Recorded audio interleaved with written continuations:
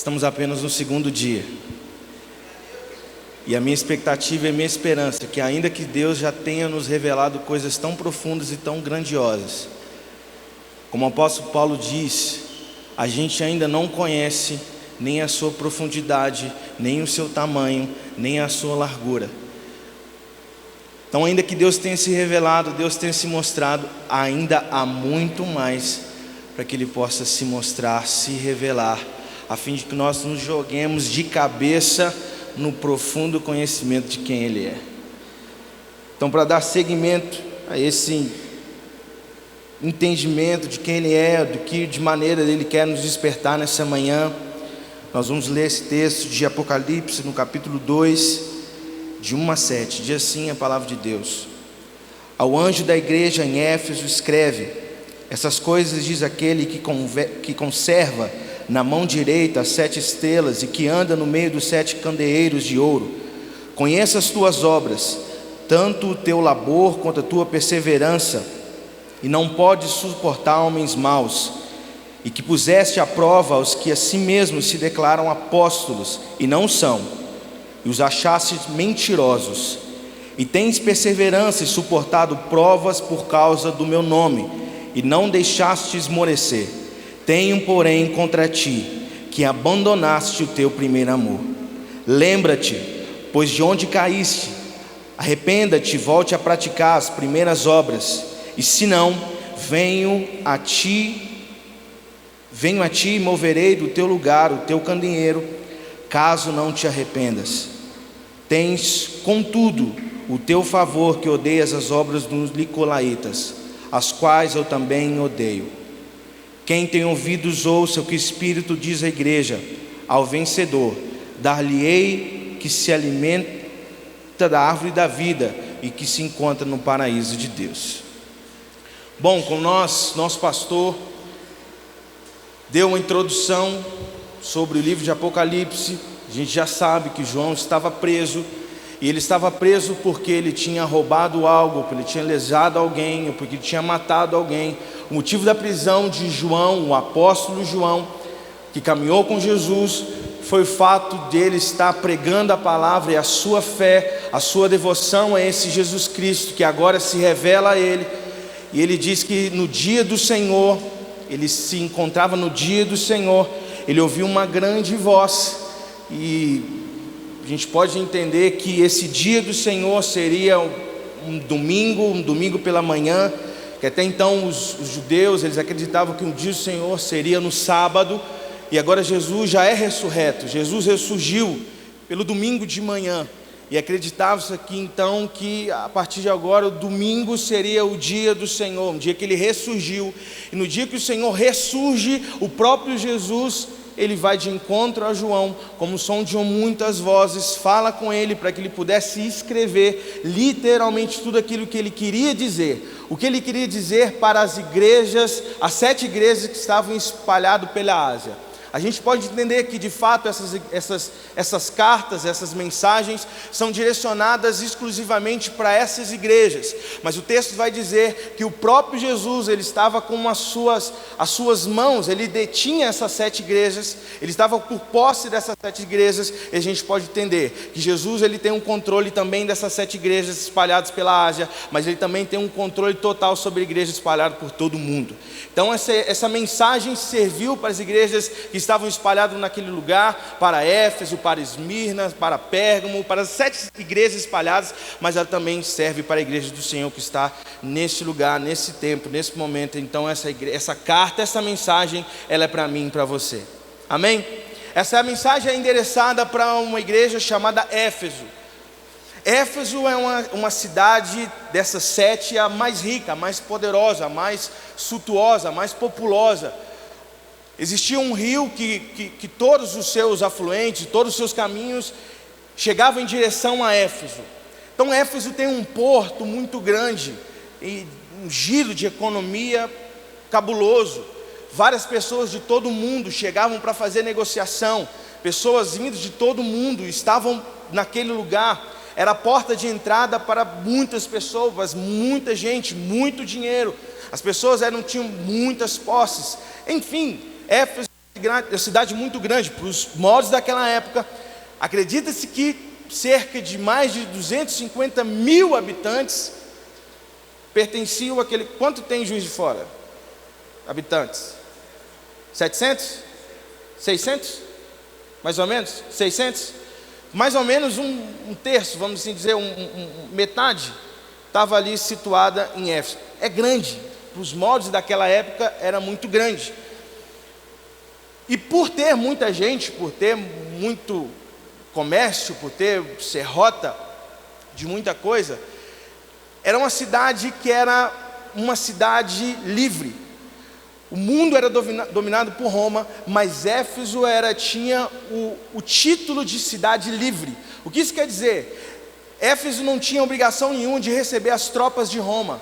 Como toda cidade, o imperador podia mandar os seus impérios, mandar a sua tropa, mandar o seu exército, para onde quer que ele quisesse mandar, e aquela cidade, aquele rei, aquele povo, tinha que acolher aquele exército, alimentar, e deu espaço. Éfeso não tinha obrigação nenhuma, nem tampouco de oferecer os seus homens para estarem em luta. Éfeso é uma cidade livre, porque é uma cidade top, cidade grande, ela não tinha obrigação nenhuma a única coisa que ela é uma diplomacia com César, e todas as vezes que o próprio César se movimentava, ia para algum lugar, ele escolhia a Éfeso, porque era uma cidade onde tinha mais gente, tinha mais povo. E por ter mais gente também tem o quê? Muito problema, tem muita treta, tem muito embate. E a igreja também estava espalhada por todo o canto, vários tipos de entendimentos sobre a igreja, como a igreja seria. Existia um templo que era um dos maiores templos que se podia existir naquele tempo, o templo da deusa Diana, onde as pessoas iam para lá e adoravam, existiam escolas de ensinamentos a respeito de... esqueci o nome agora, aqueles negócios que a pessoa...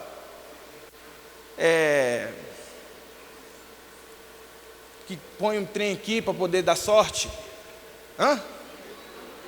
Um só, gente. Amuleto. Eles tinham as escolas para poder explicar que tipo de amuleto você tinha que usar para determinada situação. Você quer o quê? Você quer ganhar dinheiro? Não, você tem que fazer uma escola aqui para poder fazer determinada coisa. Você tem que... você quer fazer o quê? Quer casar? Então você tem que fazer outros passos. É mais difícil, mas você tem que fazer esses outros passos. Enfim, existia um sincretismo religioso absurdo. E esse era o cenário de Éfeso, um povo rico, povoso, um porto que gerava muita grana, que o tempo todo tinha gente que estava lá. E isso é um campo extremamente precioso e valioso no que diz respeito ao campo missionário. Então, Paulo, se a gente ler as cartas, o livro de Atos, nós vamos ver Paulo indo até Éfeso, implantando essa igreja, em um momento em que existia um grande avivamento naquele lugar, onde as pessoas ouviram a palavra de Deus, o povo se quebrantou, e Paulo ali fundou uma igreja, e é para essa igreja que Jesus se revela a João. Ele começa a escrever a respeito daquilo que ele queria despertar naquele momento, naquela igreja. Esse é o contexto da igreja de Éfeso. No versículo 1 diz assim: ao anjo da igreja em Éfeso. O anjo da igreja é o pastor, o líder, aquele que estava sendo representante de Deus ali naquele lugar. Ontem pela manhã a gente teve o privilégio de ouvir o anjo da nossa igreja, Igreja Batista Getsemane, pastor Jorge Linhares. Então aqui ele escreve ao Jorge Linhares de Éfeso essa carta. Diz: ao anjo do Senhor em Éfeso escreve essas coisas. Diz aquele que conserva na mão direita as 7 estrelas, aquilo que a gente já tinha comentado. Quem escreve ou quem diz essas palavras é o próprio Jesus, aquele que detém o poder da igreja. Qual igreja? A igreja presbiteriana, a igreja metodista, a igreja wesleyana, a igreja Assembleia de Deus, Nazarenas, comunidades. Não é a respeito dessa denominação segregada, não é a respeito dessa segregada, não, dicotomizada, dividida, não é essa igreja, é todas as igrejas. Todo o povo que se levanta e diz que o Senhor é Deus, ou que só o Senhor é Deus, que confessa Jesus como seu único suficiente Salvador, esse pertence à igreja de Cristo. E essas pessoas são dominadas.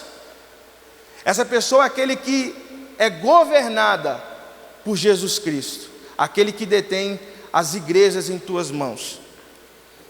E ele continua dizendo, e que anda no meio dos 7 candeeiros de ouro. Não somente detém, a Bíblia fala dessa atividade contínua de Deus agindo no meio do seu povo. Não é aquele somente que detém, que coordena, que comanda, mas Jesus é aquele que também se movimenta no meio da sua igreja. A gente sabe que quando Jesus esteve aqui nessa terra, quando Jesus se movimentava em direção de uma cidade para outra cidade, coisas extraordinárias aconteciam. As pessoas se convertiam, as pessoas eram curadas, as pessoas eram transformadas, edificadas. As pessoas tinham um toque no seu coração e mudava de mente. Não precisa se esforçar para a gente poder compreender e entender algumas histórias, como a de Zaqueu. Alguém que cobrava impostos, alguém que roubava, um simples olhar de Jesus, ele tem a sua vida completamente transformada, porque Jesus é aquele que se movimenta no meio da sua igreja. Jesus não está se restringindo ao movimento de uma igreja, ou de uma denominação. Hoje, nesse momento, nesse período de carnaval, centenas e milhares de lugares estão acontecendo retiros, congressos, acampamentos idênticos a esse. Idêntico, porque esse aqui é único, esse aqui é o melhor acampamento, o melhor congresso que você poderia estar. Mas mesmo assim, Jesus ele está passeando por todos os lugares. Hoje pela manhã, quando você abriu os seus olhos, você tomou o seu café maravilhoso, veio para cá, ouviu o pastor Nando falar, nós ouvimos a ministração do Tiago, nós ouvimos a ministração do pastor Samuel, do Juventude Worship. Nós levantamos um altar de adoração e Jesus passeou no nosso meio, porque Ele é um Deus ativo, se movimenta, Ele fala, você chora, você se quebranta, não porque você tem algo de bom em você, mas é porque Jesus está passeando no nosso meio, Ele está passeando, modificando, gerando em você alguma modificação, transformação, para que você seja uma pessoa melhor. Jesus continua passando no meio da sua igreja, bem pentecostal, ele está passando por aí. O homem das mãos furadas está passando por aí. Aplaude isso não, gente.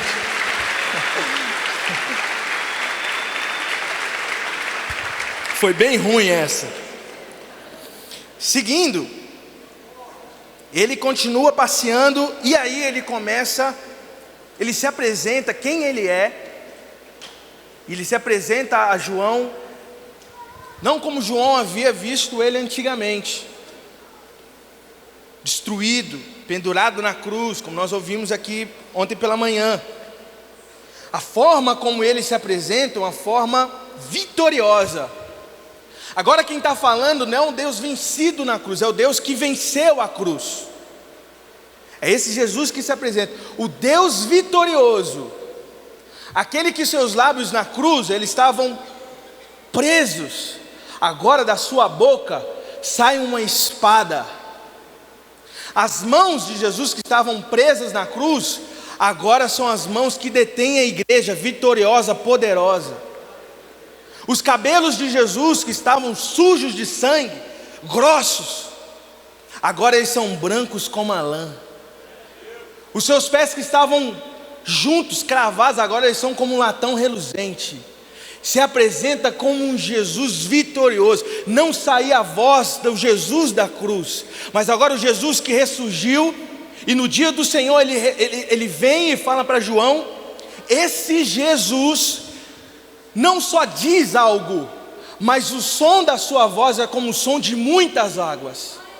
Então Jesus é um Jesus vitorioso, que está se apresentando para essa igreja e dizendo para João, no versículo 2, endereçado para a igreja de Éfeso: conheça as suas obras, tanto o teu labor quanto a tua perseverança, e não pode suportar homens maus, que puseste à prova aos que a si mesmos sim declaram apóstolos, mas não são, e os achastes mentirosos. Jesus continua elogiando essa igreja no versículo 3: e tens perseverança, e suportaste as provas por causa do meu nome, e não deixastes esmurecer. Versículo 2, no início ele diz: conheça as tuas obras, do seu labor. Obras a gente pode entender como um trabalho, não um trabalho que nós estamos acostumados a exercer. O trabalho que nós temos um horário, nós batemos um ponto, nós temos hora de sair, hora de chegar. Não se trata desse trabalho comum, desse trabalho médio que Jesus está se referindo. O que Jesus está referindo para a igreja, a intensidade da palavra trabalho, é completo esgotamento físico, mental e espiritual. Jesus está dizendo: eu conheço o esforço monstruoso que vocês estão fazendo. Eu reconheço que vocês estão ficando completamente esgotados. Existe uma fadiga em vocês. Existe eu percebo que os seus músculos doem. Eu percebo que sua mente está esgotada, cansada. Eu percebo que sua alma está precisando de descanso, porque eu reconheço as suas obras. Eu reconheço a sua luta, eu reconheço o seu empenho, eu reconheço a sua dedicação. Na quarta-feira nós chegamos, está vendo tudo lindo, tudo arrumado. Teve uma galera que chegou aqui para ralar e glória a Deus, enfim. A gente viu os meninos do som de pendurado nesses trem aqui, sem camisa, aquele desculpa, ó, se foi mal, mas os caras estavam aqui, fine, então estava difícil. O quê?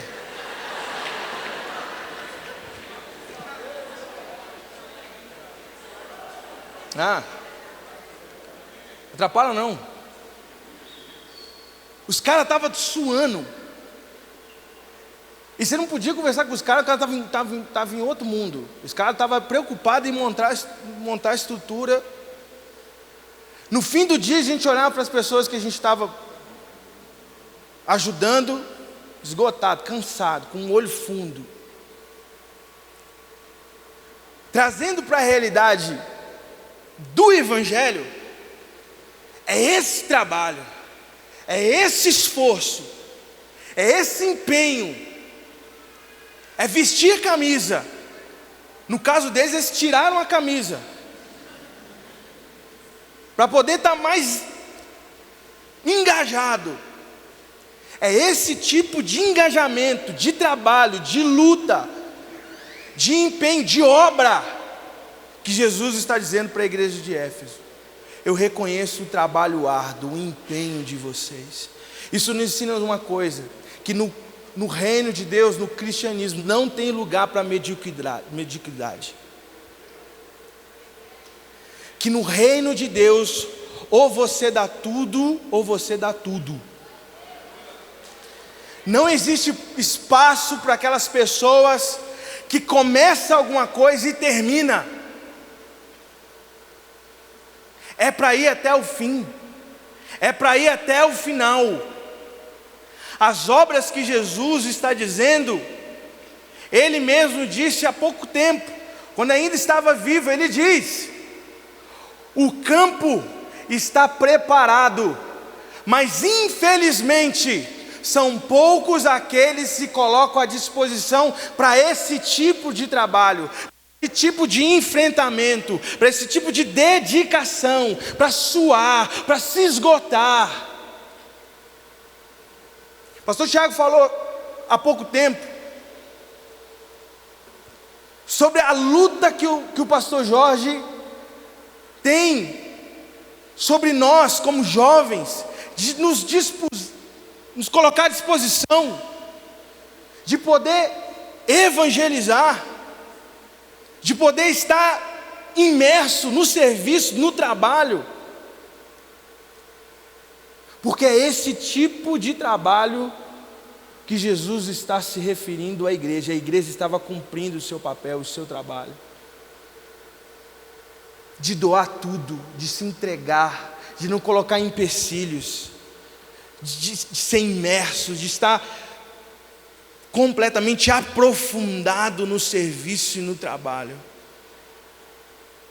Não era alguém que ama as viagens missionárias. Tive o privilégio de ir algumas, glória a Deus por isso. Sei que você já foi, se não foi, eu te aconselho aí. Nós temos o Ministério da Nossa Juventude, Ministério Hits, com o Nando, com os meninos todos, Fabiano, com a galera toda, tempos em tempos, fazendo ações e ações. Glória a Deus por isso, pessoas sendo alcançadas, pessoas sendo libertas. Trabalho na Cracolândia, toda quinta-feira, sai uma galera para poder ajudar. Glória a Deus por isso. Só que o trabalho, às vezes eu tenho um receio de alguém que vai uma viagem missionária, fica 4 dias imerso naquele lugar, naquele momento, volta cheio de experiências, cheio de expectativas, cheio de cansada, esgotada, e ela entende que ela cumpriu todo o propósito de Deus para a vida dela, como se uma viagem missionária fosse o suficiente. O trabalho não, cumpri a minha cota, a minha meta de serviço e de trabalho. Porque na verdade Jesus disse: ide por todo mundo. A minha parte eu fiz, eu fui. Mas o sentido que Jesus está dizendo é: indo por todo mundo, prega o Evangelho. Indo, você está indo toda hora, em qualquer momento, em qualquer lugar. Não se trata de uma hora, de um local, de um momento de partida, de volta. Não se trata de poder tirar o passaporte e ir para um lugar distante. Se Deus tem isso para você, vá em nome do Senhor Jesus.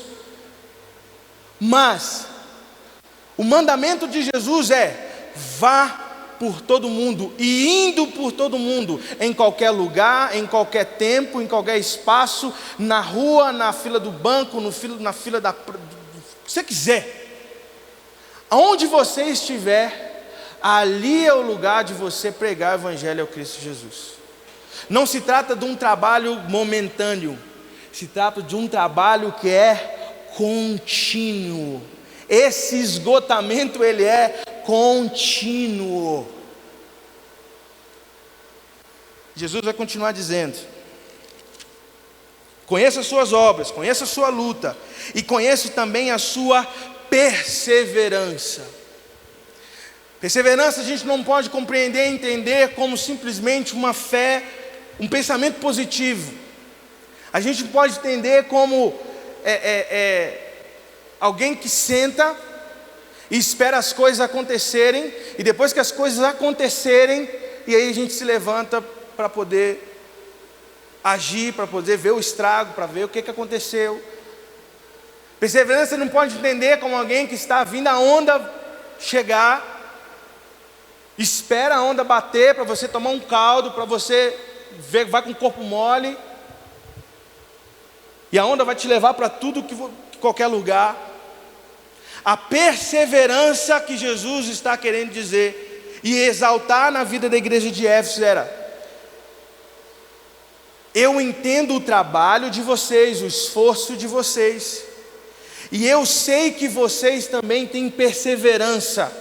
A perseverança que é se preparar para o tempo da adversidade.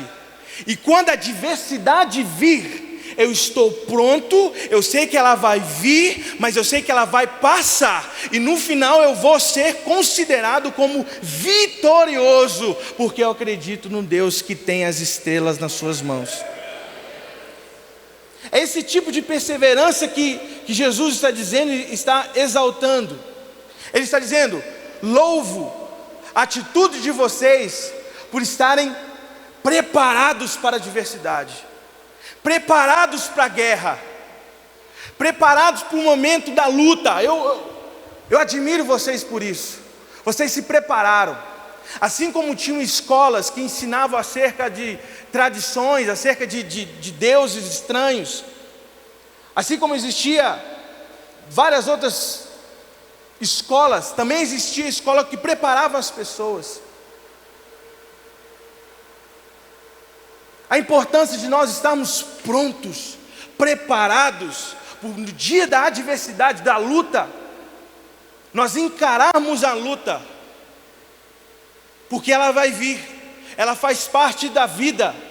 Jesus vai dizer: no mundo tereis aflição, mas tenha bom ânimo, tenha perseverança,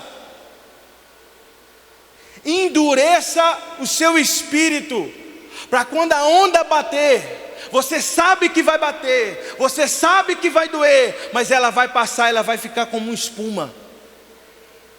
Não porque você é bom, não porque você é forte, mas porque Jesus está se movimentando no meio da igreja. É Ele que te fortalece, é Ele que te sustenta, é Ele que te coloca de pé, é Ele que te dá a direção. É Ele que está no meio de nós, é Ele que está atuante. Louva a Deus pela sua perseverança. Vocês sabem que o problema vem, e quando ele vier, nós estamos entendidos, compreendendo, de que a mesma forma quando ela vai vir, vai machucar, vai ter o tempo da cura, vai ter o tempo da restauração, mas a restauração ela virá, por causa de Jesus em nós.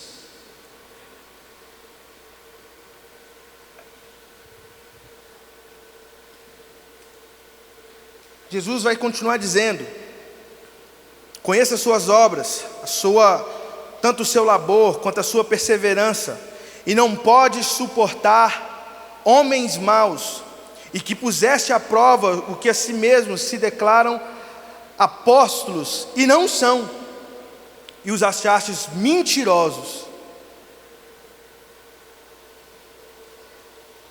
Por essa igreja ser uma igreja muito grande, e que várias pessoas de todo mundo estavam na cidade, tinha lugar para muita gente na igreja, ou se achegava muita gente na igreja. Você chegava na igreja de Éfeso, pessoas com más intenções. O próprio Jesus alertava acerca dos lobos que estavam ao redor da igreja. Em Mateus no capítulo 7, Jesus vai alertar o seu povo: tome cuidado com os lobos, porque eles se apresentam como ovelhas, mas são verdadeiros lobos, travestidos, vestidos, fantasiados como ovelhas. Essas pessoas estão no meio de vocês, aniquilando a fé de vocês, mirrando a esperança de vocês, pregando o evangelho que não é o evangelho da cruz, não é o evangelho do arrependimento, não é o evangelho da abnegação, não é o evangelho de sofrimento, não é o evangelho de vergonha. Existia no meio da igreja de Éfeso pessoas que se passavam por pobres, necessitados, e ia para o meio da igreja, enxergando essa vulnerabilidade da igreja, de ser uma igreja presente, atuante, relevante, igual aquelas pessoas que ficam na rodoviária. Poxa, eu moro lá em Patos de Minas. Você olha para a pessoa e fala assim: cara, você está precisando voltar para casa urgente, cara. Estou precisando de inteirar a passagem. Já aconteceu com você assim ou não? Geralmente a gente dá, não dá? Aí quando você vai no outro dia, está faltando menos do que ela tinha pedido no primeiro dia. Já mudou a cidade, em Patos. Estou morando lá em Brasília de Minas agora. Assim, eu estou lá, meu filho está doente, estou com minha esposa, está aqui. Você não vê a esposa, mas você acredita que a pessoa está lá com cara de que tem esposa doente. Aí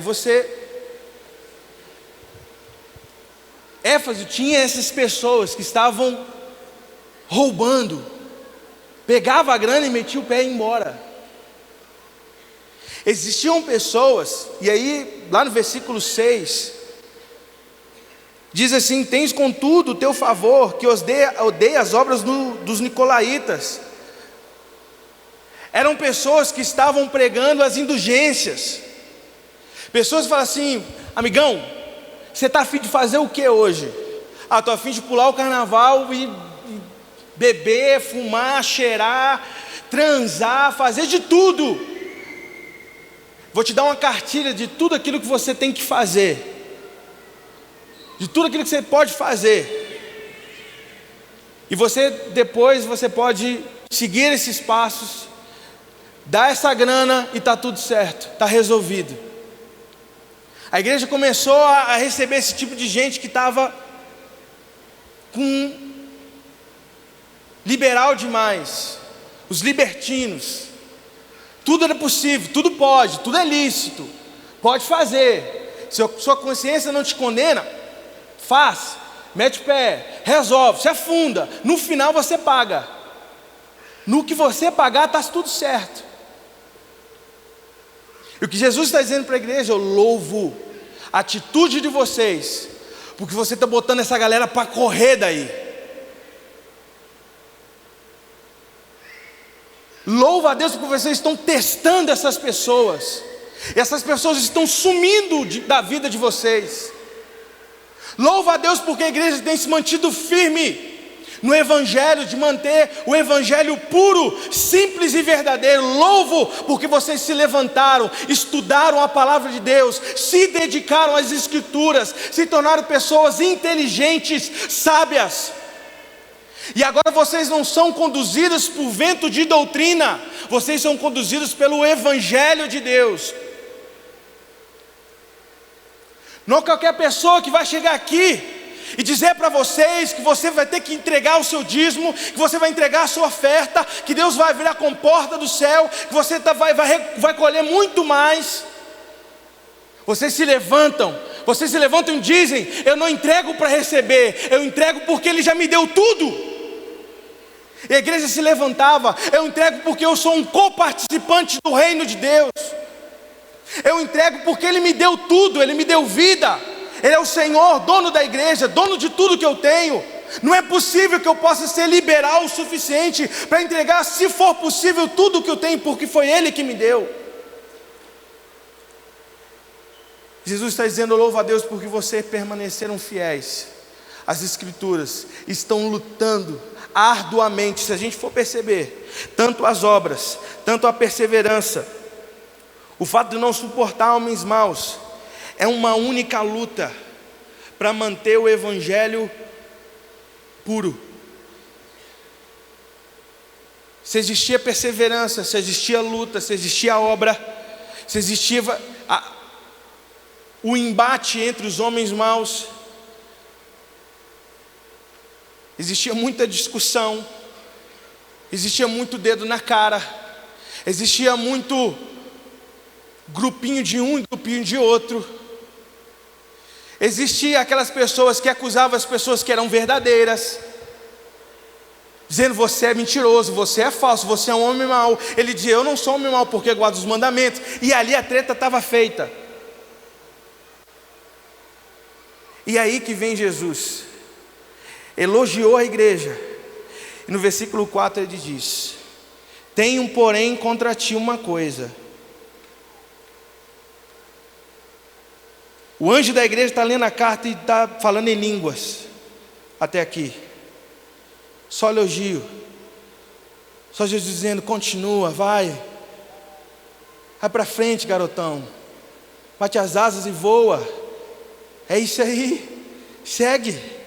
Mas ele depara no versículo 4: tenho porém contra ti, que abandonastes o teu primeiro amor.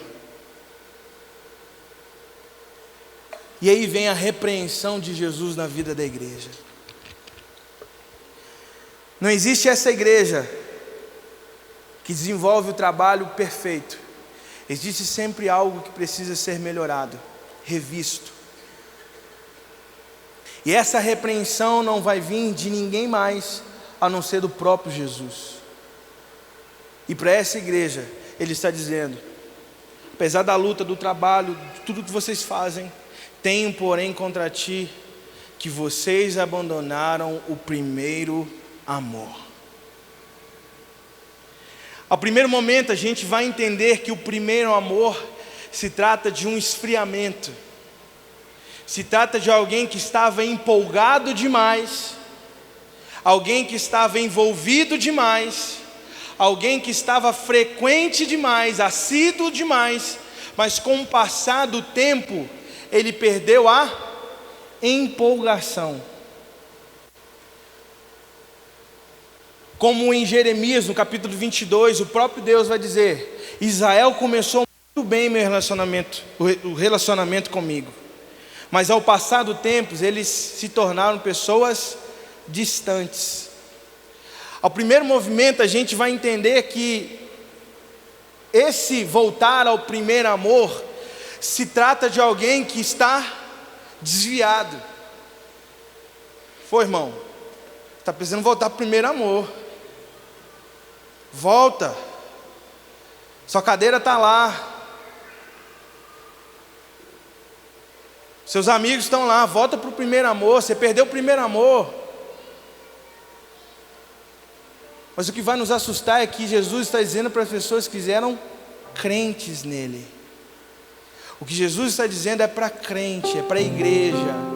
Jesus está exaltando, Jesus está dizendo: que bom que o seu trabalho é árduo, que bom que a sua perseverança continua, que bom que vocês estão expulsando os homens maus, mas vocês abandonaram o primeiro amor.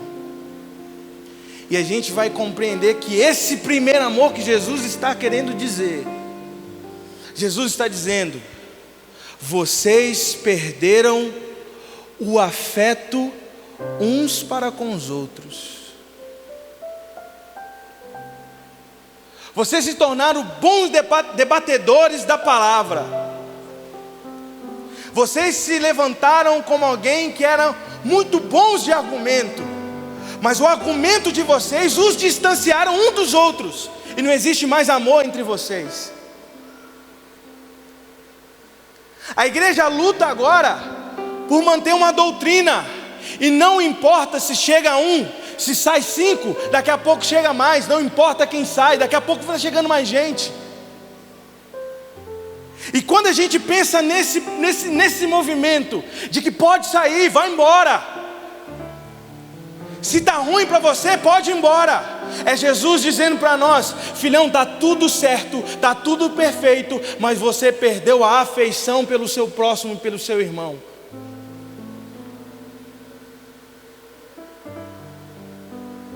A gente começa a trocar o relacionamento entre eu e você para eu e isso. Eu e você tem olho no olho, eu e você tem conversa, eu e você tem diálogo, eu e você tem pontos de vista diferentes. Eu e você, a gente chega num senso comum, a gente consegue conversar, a gente consegue dialogar.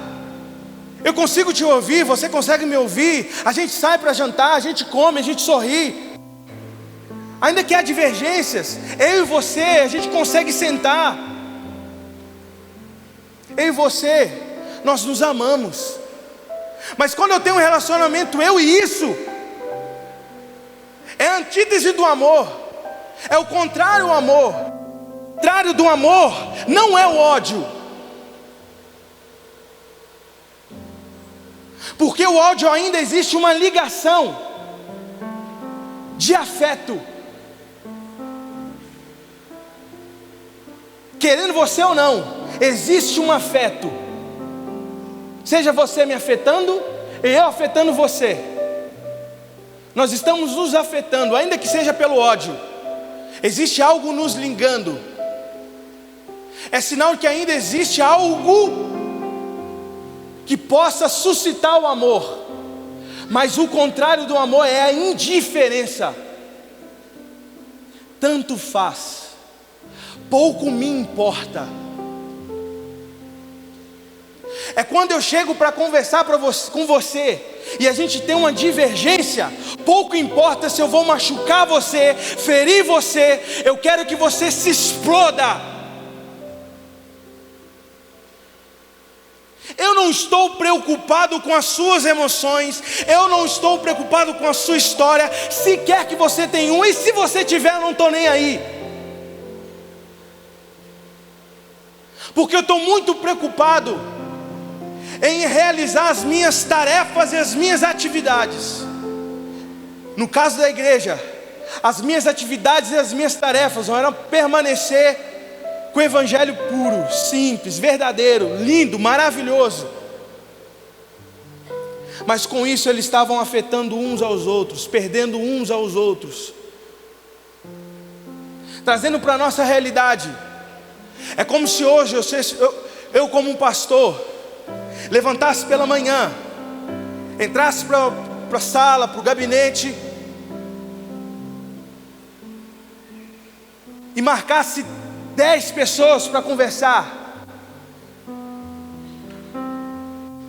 de 9 horas da manhã a 1 da tarde, vem outro turno, converso, ouço os problemas, ouço as dificuldades, mas não existe interação entre quem está me falando. Eu quero dispensar, porque tem mais 9 para ouvir.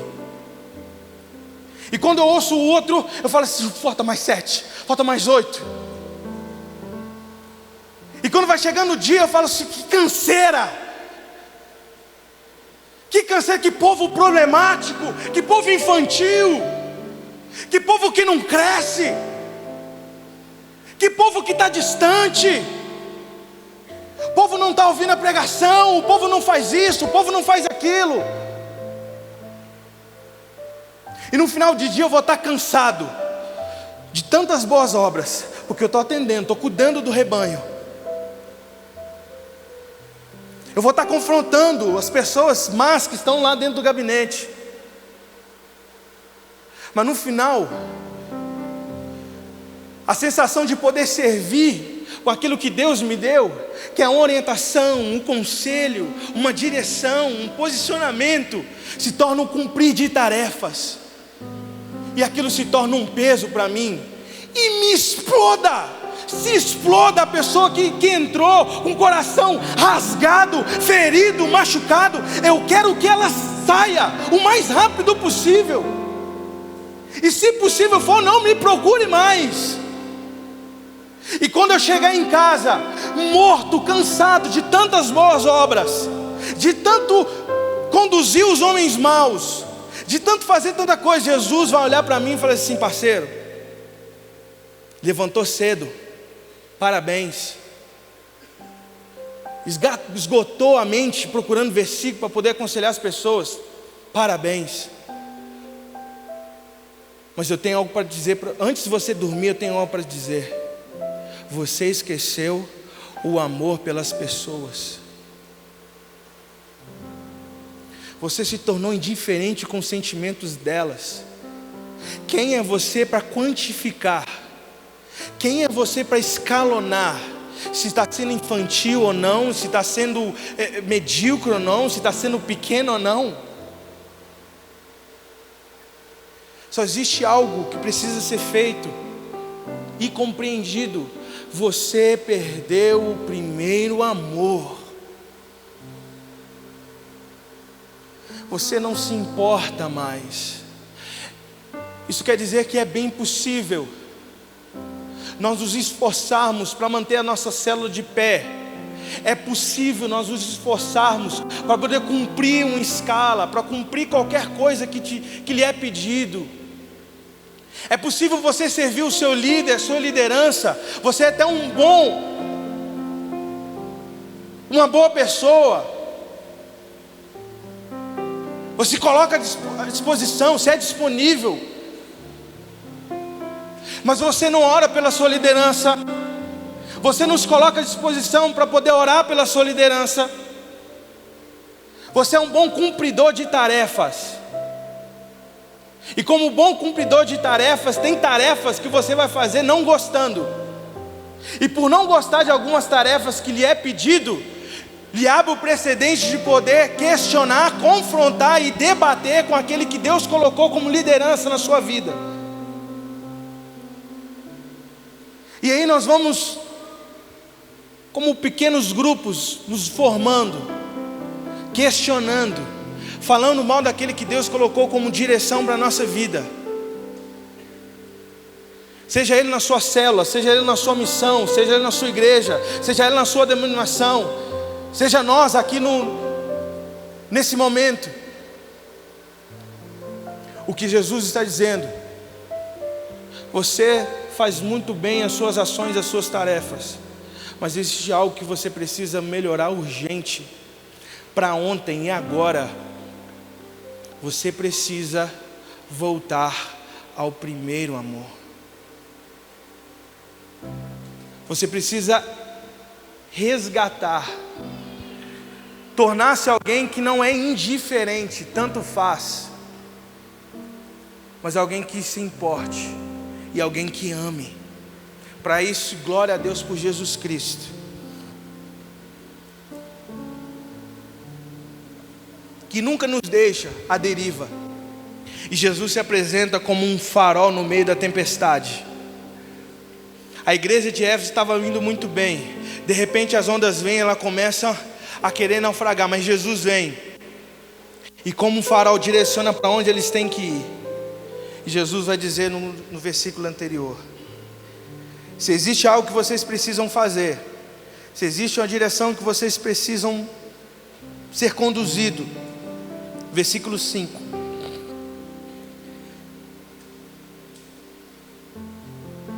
lembra-te, pois, de onde caístes,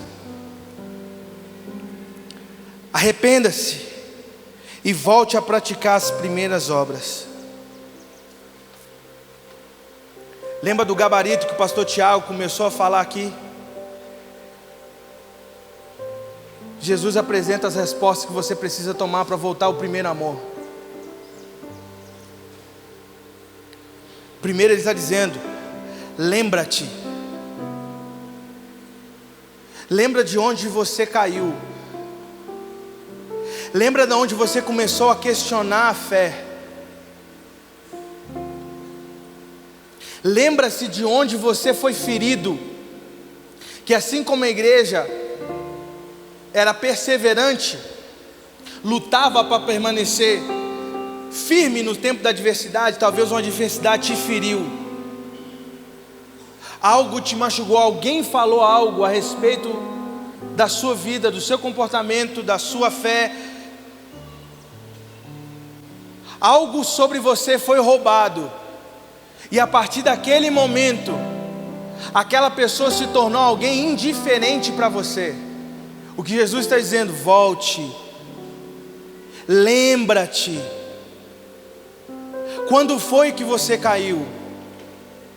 Quando foi que você adquiriu essa amizade? Talvez os homens maus na igreja estavam há 2 anos, 3 anos, estavam pregando nos púlpitos, e talvez alguém que você amava, que estava no púlpito, fez com que você tropeçasse, fez com que você questionasse a fé, dizendo se ele caiu, se ele foi derrubado, ou se ele fez isso. Será que vale a pena continuar? Será que vale a pena persistir? Será que vale a pena?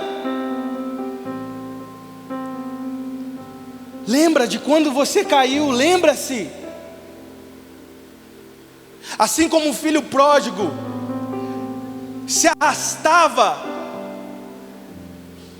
com suas imperfeições, com suas escolhas, com suas decisões, teve um momento que ele parar e pensar, relembrar de onde ele havia caído. E quando ele se lembrou, ele entendeu que o pai estava o amando e continuava o amando, de braços abertos.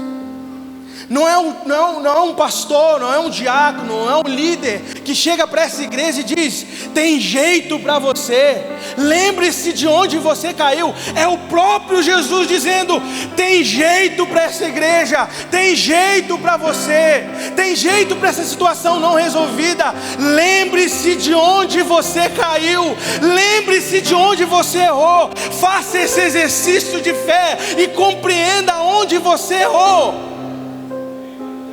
Não somente isso, faça algo mais. Lembre-se de onde você caiu e se arrependa.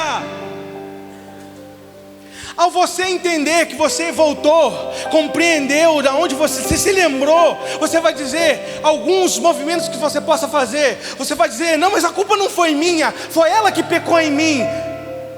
Não, mas a culpa não é minha, ele que tinha que ser a referência para mim, e não foi. Se ele tivesse sido a referência para mim, eu não teria se afastado, eu não me tornaria uma pessoa indiferente com o Evangelho.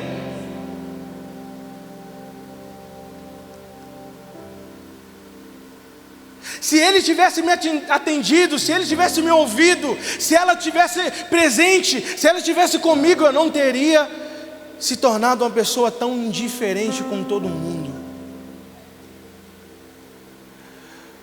Mas se você é alguém que está sendo direcionado pelo Espírito Santo, Deus está falando algo no seu coração, para que você possa fazer esse exercício de lembrar e se arrepender. Vai haver um momento de muita contrição no seu coração. Talvez você pode até chorar, mas ao chorar você vai reconhecer que a culpa foi sua. Isso é arrependimento. Que os passos que te levaram até lá foi seu. A atitude de querer se tornar uma pessoa indiferente é sua.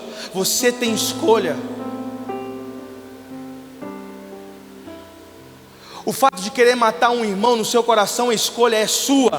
E ontem nós já fomos ministrados a respeito disso. Talvez é Deus reafirmando algo no seu coração que você ainda não fez. E você terá a oportunidade de fazer. Lembre-se, arrependa-se, assuma seus erros. E por fim, Ele vai dizer: volte a praticar as primeiras obras.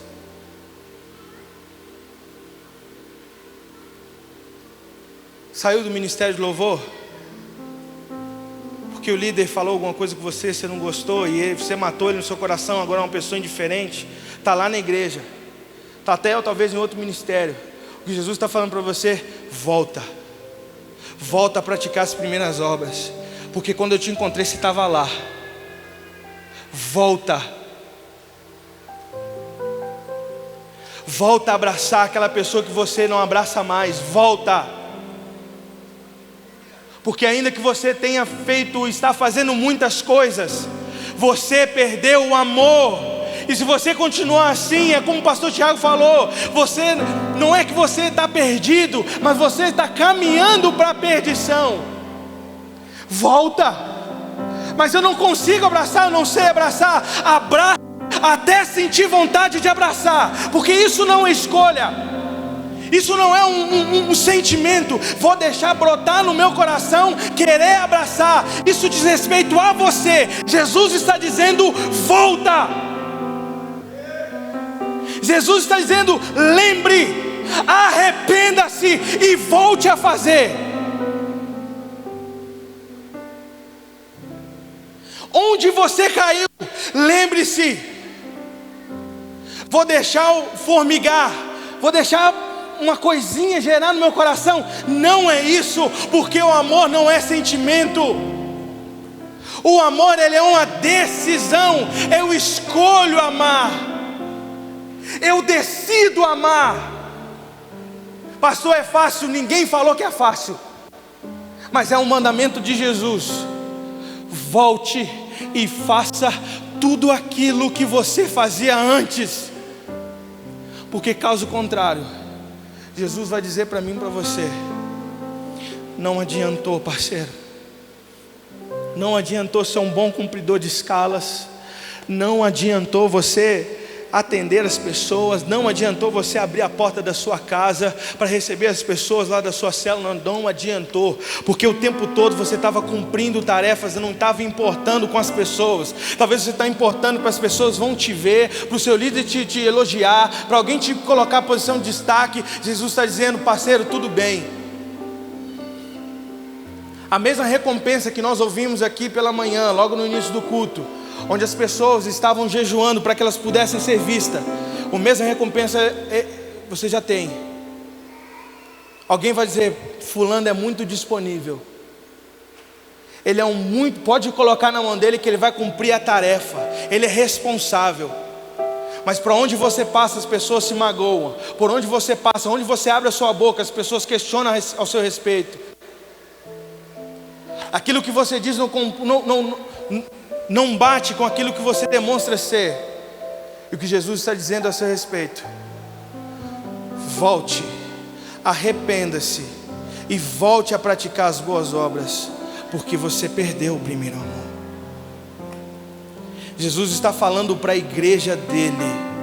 Jesus está falando para a sua igreja. Jesus não está falando para pessoas que estão desviadas. Jesus está falando para pessoas que estão dentro da igreja, mas se tornaram indiferentes a respeito do seu próximo, do seu irmão. E Jesus está dizendo: volta. Mas ele é isso, volta. Mas ele fala assim: volta.